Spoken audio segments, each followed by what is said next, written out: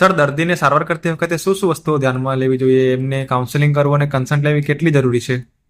જો આપણે medico legal પર્પઝથી જોઈએ તો એઝ અ ડૉક્ટર તરીકે દર્દીને જે પણ ટ્રીટમેન્ટ આપવાની હોય, જે પણ નિદાન હોય, જે પણ એનું પરિણામ હોય એટલે કે પ્રોગ્નોસિસ હોય, જે વિશે તેમને કાઉન્સેલિંગ કરવું જરૂરી છે.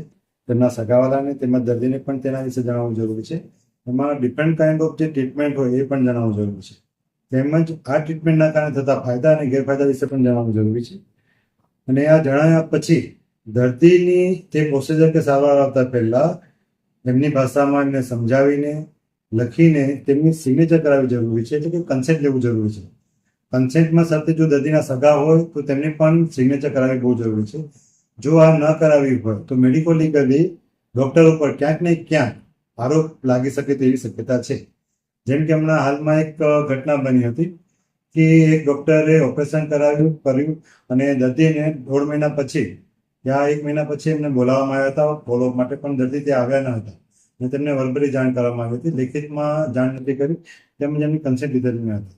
હવે દર્દી 2 મહિના પછી ફોલોઅપમાં આવ્યા અને એમને કોમ્પ્લિકેશન થયું.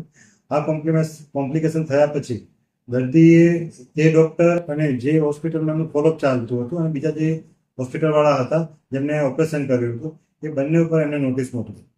અને આ બંને નોટિસમાં એવું પુરવાર થતું હતું કે દર્દીના સગા કે દર્દીને તે લોકોએ કાઉન્સેલિંગ કર્યું હતું પરંતુ તેમની કન્સેન્ટ લેખિતમાં લીધી ન હતી, તેમજ તેમને તે સમજાવ્યું હતું ખરું પણ તે લેખિતમાં લીધેલ નહોતું, જેનાથી તે પુરાવા તરીકે સાબિત થઈ શકતું હતું. તો કહી શકાય કે કોઈ પણ સારવાર કરતા પહેલા અને સારવાર પછી દર્દીને કાઉન્સેલિંગ કરવું જરૂરી છે. તે પ્રોસિજર વિશે, તે સારવાર વિશે અને તેના આઉટકમ વિશે અને ડિફરન્ટ કાઇન્ડ ઓફ મેથડ એમની ભાષામાં જે દર્દી સમજી શકે.